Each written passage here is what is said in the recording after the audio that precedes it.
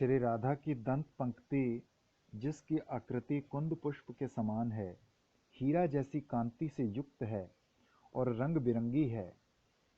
टिया पक्षियों की भांति सदा श्री कृष्ण के बिंब फल सदृश अधरों के आस्वादन से पके अनार की भांति वो कांति प्राप्त किए हुए है। यहाँ रूपक एवं तद्गुण अलंकार हैं। कोई वस्तु यदि अपने गुण का परित्याग कर अन्य एक उत्तम गुण को ग्रहण करती है तो उसको तद्गुण कहते हैं। श्री राधा की रसना रक्त वर्ण कलछी के समान है। जिस प्रकार दरवी उत्तम उत्तम तरल खाद्य पदार्थ परिवेशन करती है, उसी प्रकार श्री किशोरी की रसना भिन्न भिन्न स्वर के उत्तम गान एवं मधुर वाक्य विलास रूप अमृतमय सद्विकारों के द्वारा श्री कृष्ण को परिवेशन करती रहती है। यहाँ रूपक है। क्या श्री राधा श्री कृष्ण की सत्कीर्ति स्वरूपा बुद्धिमता नर्तकी नायिका को अपने कंठ में धारण किए हुए है, क्योंकि उसी नायिका की क्षुद्र रक्तवर्ण साड़ी का अंचल श्री राधा की जिह्वा के रूप में बाहर प्रकाश पाता है। यहाँ रूपक अपनहुति एवं उत्प्रेक्षा अलंकार है। श्री कृष्ण की सत्कीर्ति और नाम रूप युवक मिथुन को झूला लीला में तल्लीन देखकर विधाता ने श्री राधा की रसना को लाल वस्त्र से अलंकृत झूला रूप में रचा है। अर्थात श्री राधा की रसना निरंतर श्री कृष्ण की सत्कीर्ति और नामोच्चारण करती रहती है। यहाँ रूपक उत्प्रेक्षा है, जो कंठ ध्वनि अमृत रूपी समुद्र की तरंग के तुल्य है। वर्णाक्षरों के प्रयोग करने में मनोहारी है, परिहास एवं वाक चतुरता में निपुण है, शब्द व अर्थ शक्ति द्वारा रस अलंकार और वस्तु ध्वनि से युक्त है, भ्रमर भ्रमरी और कोकिल ध्वनि को भी शिक्षा देने वाली है, अर्थात उससे मनोहर है। वहीं श्री राधा की वाक पटुता श्री कृष्ण जी के दोनों कानों को सुख देने वाली। श्री राधा की वाणी रूप रसाला कैसी है? इसमें प्रेम घृत है। सब अंतरंग सखियों के व श्री कृष्ण के प्रति नम्र वचन चीनी रूपा है। रस श्रेणी मधु है, मुस्कुराना कपूर है और मिथ्या ईर्ष्या मिर्च है। ऐसी वाणी रूप रसाला से श्री कृष्ण को पूर्ण तृप्ति मिलती है। ये रूपक अलंकार है। इसके बाद सखी श्री राधा के हास्य का वर्णन करने लगी। अहो, क्या ये अमृतमयी कोई नदी है जिसके किनारे श्री कृष्ण के मन रूप हंस का वास है? अथवा क्या ये चंद्रमा की ज्योत्सना है जो श्री कृष्ण के नयन रूप चकोर का आश्रय है? अथवा क्या ये अमृतमयी स्वच्छ सफेद मेघमाला है जो श्री कृष्ण के शरीर रूप चातक का जीवन आधार है? नहीं नहीं, ये कुछ नहीं है। ये तो श्री राधा के हास्य की तरंग माला है जो प्रकाशित हो रही है। यहाँ रूपक एवं निश्चांत संदेह अलंकार है। अथवा क्या श्री राधा के हृदय रूप उद्यान में श्री कृष्ण की गुणावली रूप कल्पलताएं फूली हुई शोभा पा रही हैं? अथवा कल्पलताओं की पुष्प श्रेणी ही श्री राधा के हास्य रूप में प्रस्फुटित हो रही है? यहाँ रूपक अपनहुति एवं उत्प्रेक्षा अलंकार है। श्री राधा का मुखारविंद अमृत का अक्षय सरोवर है, जिसमें तो कभी तो पंचम स्वर रूप अमृत नदी का प्रवाह होता है, कभी संगीत रूप सुधा नदी बहती है, कभी वाक्य रूप सुधा धारा निकलती है, कभी सौगंध्य नदी और कभी ईशत हास्य रूप सरिता बाहर निकलती है। फिर सब की सब श्री कृष्ण रूप सागर में मिल जाती है। यहाँ रूपक तुल्य योगिता अनुमान क्रिया दीपक अलंकार हैं। प्रकृत पदार्थों की एकदा उक्ति तुल्य योगिता है।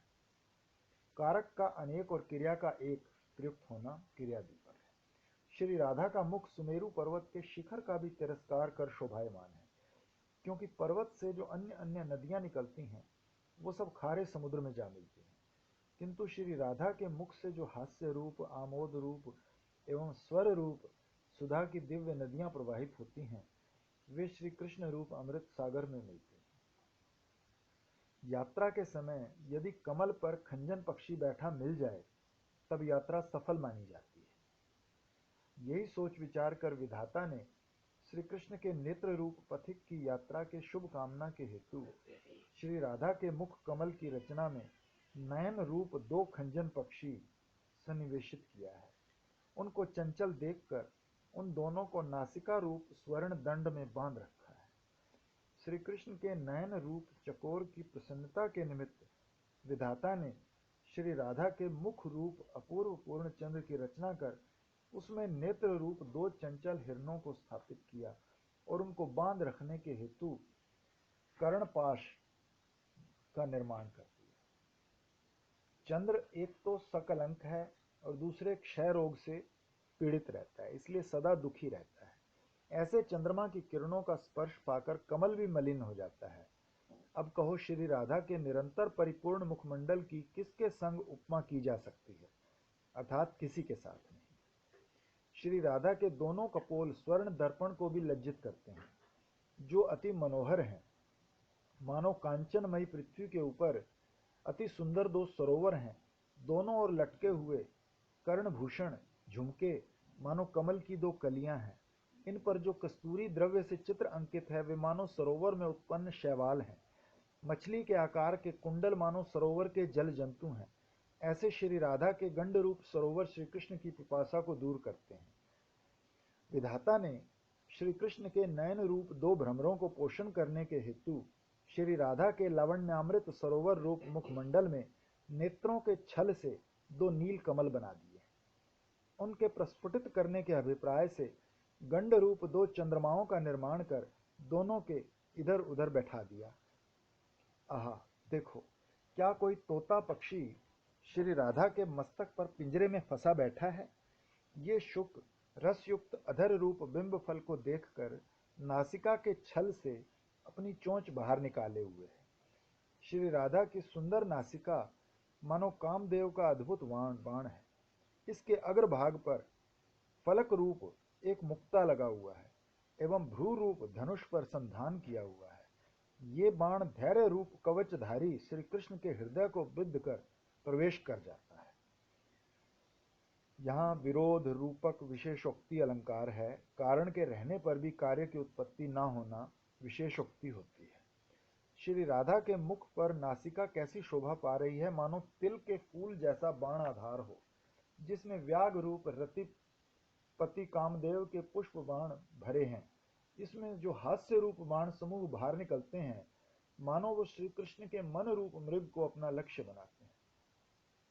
जिस प्रकार गुंजा फल एक ओर कृष्ण वर्ण और दूसरी ओर रक्त वर्ण होता है, श्री राधा की नासिका के अग्रभाग में लटका हुआ मोती भी वैसा ही दिखाई पड़ता है। क्या ये आंखों के काजल और होठों की लाली के कारण ऐसा ज्ञात होता है? किंतु मेरे विचार से तो ये बात नहीं है। श्री कृष्ण का वर्ण तो कृष्ण है और श्री राधा के प्रति उनका अनुराग रक्त वर्ण स्वरूप है। यही अनुराग जब श्वास के साथ उनके हृदय से बाहर होता है, उसी से वो मोती गुंजा सदृश बन जाता है। श्री राधा के नेत्रों की रचना करते समय विधाता ने ब्रह्मांड में जितने भी मधुर रस हैं उन सबको एकत्र किया और उसका सार लेकर नेत्रों की रचना की। जो असार वस्तु शेष रही उससे भ्रमर, मृगलोचन, चकोर, कमल, मीन और नील पद्म की सृष्टि। हे सुमुखी, तुम्हारे काजर लिप्त नेत्र खंजन पक्षी की भांति आचरण करते हैं। कमलों के बीच जो सर्वश्रेष्ठ कमल है, ये नेत्र उसके गर्व को भी भंग करते हैं।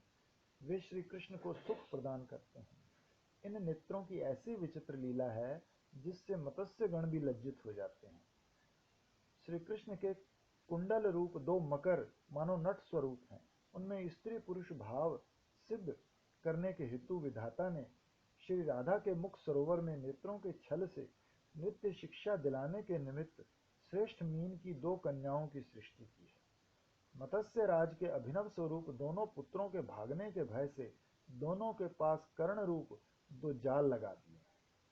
श्री राधा के नेत्रों में भ्रमर समान तारका रूप दो तितलियां सदा मनोवृत्ति रूप पट्टा लिखवा कर वास करती हैं। वही पट्टा कटाक्ष रूप के बाहर निकलता है।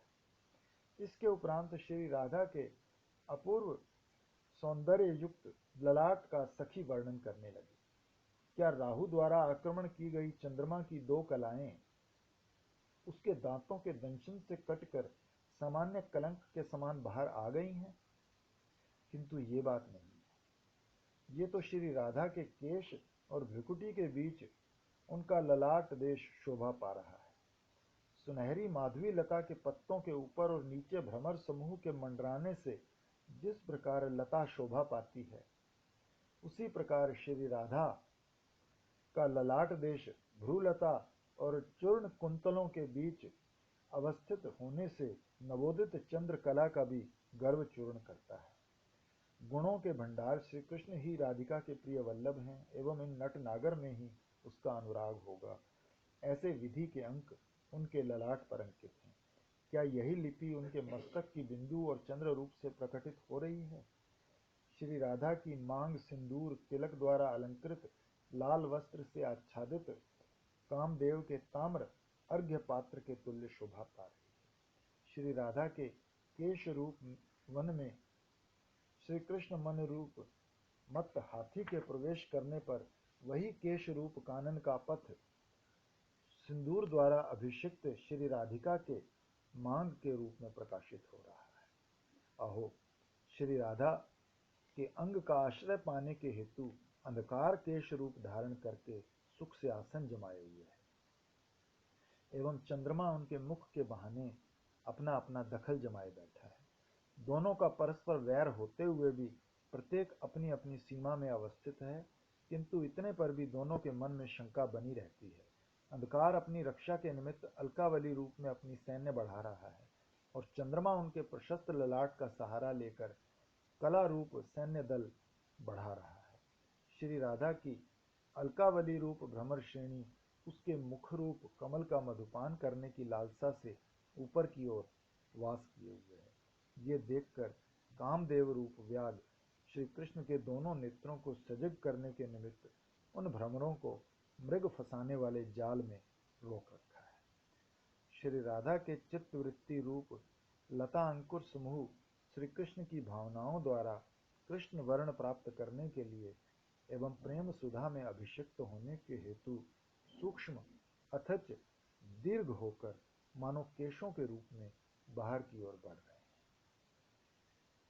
श्री राधा की केश राशि अपनी कांति द्वारा चामर समूह को पोषण करके और मयूर पुच्छ का तिरस्कार करके विष्णु के ऐश्वर्य के समान शोभा पा रही है। पक्षांतर का अर्थ श्री राधा के केश अपनी कांति से देवताओं का पोषण करते हुए श्री महादेव की कल अर्थात अर्धांग की तुल्य शोभा पा रहे हैं। श्री राधिका मन और नेत्रों के द्वारा जो श्री कृष्ण की सूक्ष्म अंग कांति को एकत्रित किए हुए है, क्या वही बालों के बहाने उनके मस्तक पर इकट्ठी होकर शोभा पा रही है? मस्तक झुके हुए श्री राधा की रत्नावली अपनी कांति से सरस्वती नदी जैसी शोभा पा रही है। मुक्ता और फूलमाला गंगा जी जैसी शोभायमान है। स्वयं वेणी यमुना जैसी सुशोभित हो रही है। इसी प्रकार स्वयं श्री राधा की वेणी त्रिवेणी अर्थात गंगा यमुना सरस्वती की भांति शोभा पा रही है। यहाँ रूपक उत्प्रेक्षा और उपमा अलंकार है। श्री राधा की मनोहारी केशपाश कैसे हैं, जो विलास के कारण बिखरे हुए हैं। ये देखकर नीलगाभी और मोरगण अपनी अपनी पुच्छ की निष्कामता देख अत्यंत लज्जित और सशंकित होकर पर्वत और वन में चले गए। अर्थात नीलगाभी तो पर्वत पर चली गई है और मोरगण वन में प्रवेश कर गए। श्री राधा के समस्त अंग से निरंतर सुगंध बहती रहती है, अर्थात नाभि भ्रू केश नेत्रों से अगरू कस्तूरी सिक्त नील कमल जैसे छाती कर्ण मुख नासिका और युगल चरणों से कपूर लिप्त कमल जैसी एवं कक्ष पीठ और नखों से चंदन सिक्त केतकी फूल जैसी सुगंध व्याप्त रहती है। श्री कृष्ण की इंद्रियों को सुख प्रदान करने वाली सौंदर्य माधुर्य आदि गुणों से युक्त श्री राधिका के ही समान है, अर्थात अनुपमेय है। चंद्र कुसुम कमलनाल कमल और स्वर्ण आदि उपमा के योग्य वस्तुओं का अहंकार दूर करने के लिए श्री राधा के अंग प्रत्यंग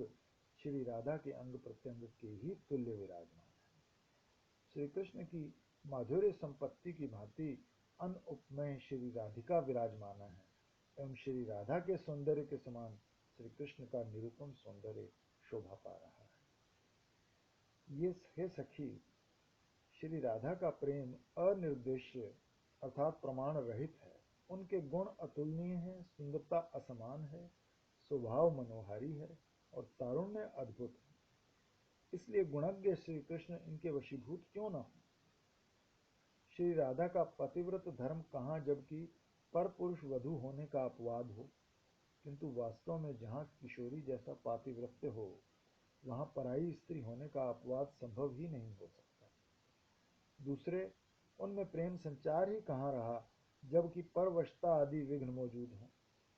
परंतु वो नहीं, जहाँ इस प्रकार प्रेम की अधिकता हो, वहाँ विघ्न आ ही नहीं सकते। तीसरे, जहाँ इस तरह की तीव्र उत्कंठा हो, वहाँ श्री कृष्ण के संग आदि का अभाव रह ही नहीं सकता। यही एक अनिर्वचनीय त्रिशूल हमारे हृदय के मूलाधार को खींचता रहता है। श्री कृष्ण के प्रेम की उत्पत्ति का स्थान क्या है? इस प्रश्न का उत्तर केवल एक श्री राधा है।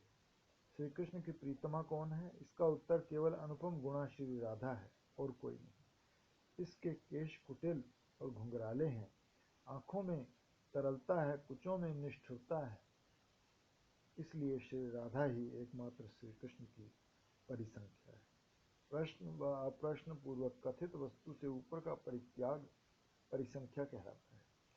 प्रश्न पूर्वक आख्यान समान वस्तु का त्याग, अप्रश्न व्यंग एवं प्रश्न पूर्वक व्यंग, ये चार प्रकार की परिसंख्या है। जो प्रफुल्ल पुरुष श्रेष्ठ श्री कृष्ण का आश्रय लिए हुए है, जो सदा प्रसन्न रहती है, जिसका मधुसूदन श्री कृष्ण ही एकमात्र आश्रय है।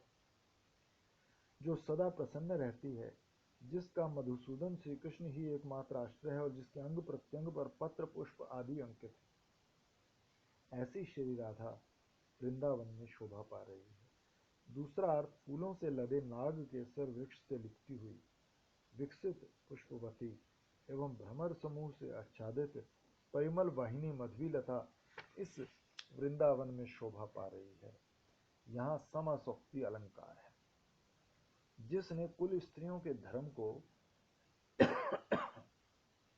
तुच्छ जानकर परित्याग कर दिया और स्वामी को भी त्यागने पर पतिव्रता है और वांछित सदाचार से युक्त है, ऐसी श्री राधा को विधाता ने विचित्र स्वभावा बनाकर निर्माण किया है।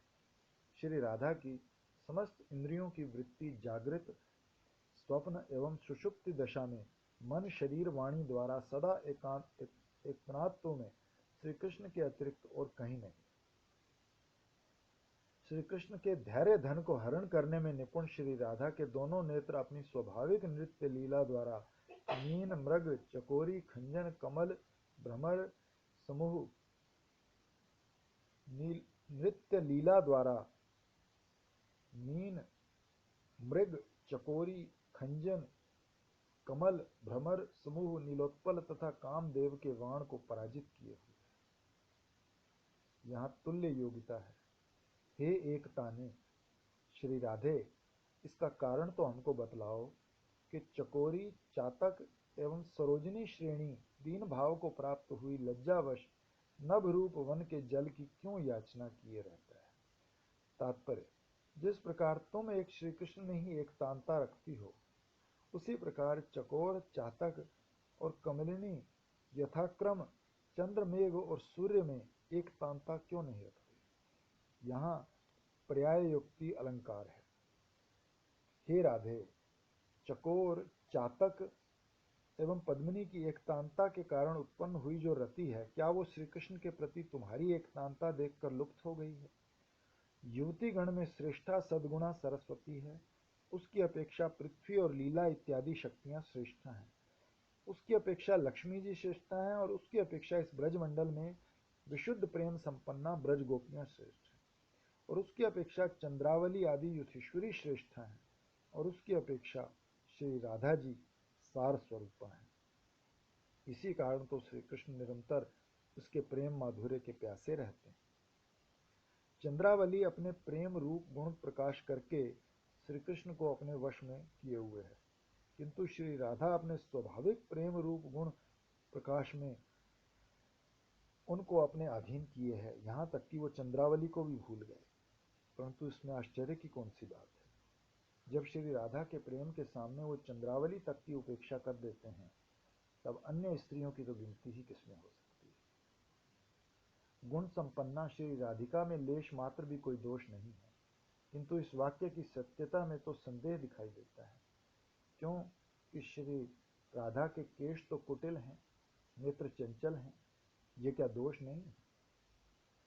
हे सखी, श्री राधा के नयन चकोर श्री कृष्ण के चंद्रमुख की मंद मुस्कान रूप सुधा छवि को पान करते हैं, अथवा श्री राधा के मुख रूप कमल पर श्री कृष्ण के नयन रूप भ्रमर मधुपान की लालसा से आकर गिरते हैं। श्री राधिका वस्त्र आदि आभूषणों से रहित होकर भी भाव रूप अलंकारों से युक्त हो सदा श्री कृष्ण को आनंद देने वाली है, किंतु श्री कृष्ण से पृथक होने पर आभरणों से युक्त होते हुए भी वो कांति विहीन हो जाती है और उनकी सब सखियों का शरीर और मुख भी मलिन हो जाता है। श्री कृष्ण की सुंदरता देखकर कामदेव पराजित हो जाता है। उनका तो कुछ बिगाड़ नहीं सकता, परंतु बेचारी श्री राधिका की कृष्ण प्रीति देखकर उनमें काम पीड़ा प्रदान कर देता है। ये प्रत्यनीक अलंकार है। यदि श्री कृष्ण श्री राधिका का स्पर्श करते हैं तब उनकी सखियों के अंग में कंप, स्वेद, रोमांच और अश्रु आदि सात्विक भाव हो जाते हैं।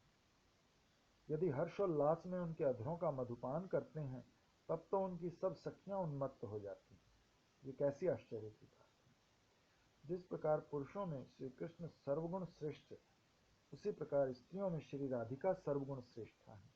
यही कारण है कि इन दोनों के मिलने से विधाता की गुण यज्ञता रूप ख्याति समस्त संसार में फैली हुई है। यहाँ सम नामक अलंकार है।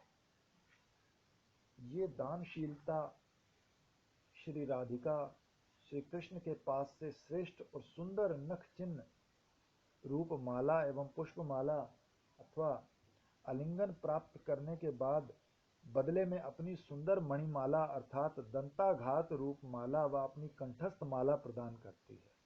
श्री कृष्ण भी श्री राधिका का अधरामृत पान करने के बदले में उनको दंताघात रूप माला प्रदान करते हैं। सब सखियां श्री राधा कृष्ण का किंचित अवलोकन पाकर अपना अपना अंग प्रदान कर देती हैं। श्री कृष्ण के मिलाप के लिए श्री राधा के सौंदर्य की वृद्धि अन्य भांति हो जाती है। शरीर और नेत्रों की भंगिमा भी अन्य प्रकार की हो जाती है। मन का उल्लास भी अन्य रूप धारण कर लेता है, यहाँ तक कि वो स्वयं भी अन्य रूप बन जाती है। जो अपने अंग से उत्पन्न हुई सुगंधि द्वारा दसों दिशाओं को परिपूर्ण किए है और जो कोमलता और सौंदर्य में मकरंद की भांति परिपूर्ण है, ऐसी पद्मिनी स्वरूपा श्री राधिका को श्री कृष्ण रूप भ्रमर त्याग कर क्या गंधहीन कंटकमयी केतकी के पुष्पों की ओर धावित होगा, अर्थात क्या किसी अन्य नायिका की ओर आकर्षित होगा। माधवी स्वरूपा श्री राधा की शोभा माधव के ही भोग की वस्तु है एवं मधुसूदन ही प्रफुल्लता माधवलता के साथ शोभा पाता है। किसी एक निपुण विधाता द्वारा रची गई श्री राधिका को देख ब्रह्मा अपनी सृष्टि का सार लेकर उसके समान युवतियों का निर्माण करने लगा, किंतु उसके समान एक भी नहीं बन पाई। तब उसकी पहली सृष्टि निरर्थक हो गई। श्री राधिका के मुखमंडल का दर्शन कर विधाता पद्म और चंद्रमा में बहुत दोष देखने लगा। अशुद्ध अक्षर को शुद्ध करने के लिए साधारण लोग जिस प्रकार उस पर स्याही लेप देता है, तो विधाता ने भी पद्म के दोष को ठीक करने के लिए उस पर स्याही लगा दी और चंद्रमा का दोष छुपाने के हेतु उस पर कलंक अथवा मृग रूप स्याही पोत दी। श्री राधिका के असंख्य गुणों का वर्णन नहीं किया जा सकता, ये बात तो सबको विदित है ही, इसलिए उन गुणों का बखान करना हमारे लिए आवश्यक नहीं। सरस्वती भी उनके गुणों का अंत नहीं पा सकती, अन्य व्यक्ति की तो गणना ही क्या। इस प्रकार सब सखियों ने अलंकार युक्त काव्य द्वारा जिनके विग्रह का वर्णन किया है और जो अत्यंत उल्लास से भरपूर लज्जा द्वारा किंचित संकुचिता है और प्रणय क्रोध के कारण लाल वर्ण है, नेत्र जिनके ऐसी प्रिय कांता श्री राधा के कृष्ण सहित दर्शन कर अपनी नेत्रों और कानों को तृप्त करने लगी, अर्थात श्री राधा के दर्शन कर अपने नेत्रों को तृप्त किया और उनसे श्री विग्रह का अलंकार युक्त काव्य द्वारा वर्णन सुन कानों की तृप्ति की। श्री कृष्ण चैतन्य महाप्रभु जी के चरण कमलों के मधुपान में भ्रमर के समान श्री रूप गोस्वामी जी की सेवा के फलस्वरूप श्री रघुनाथ दास गोस्वामी द्वारा प्रेरणा के स्रोत श्रीमद जीव गोस्वामी के संसर्ग से उत्पन्न एवं श्री रघुनाथ भट्ट गोस्वामी के वरदान के प्रभाव से प्रकाशित श्री गोविंद लीलामृत काव्य का श्री राधिका अंग वर्णन में 11वां सर्ग समाप्त।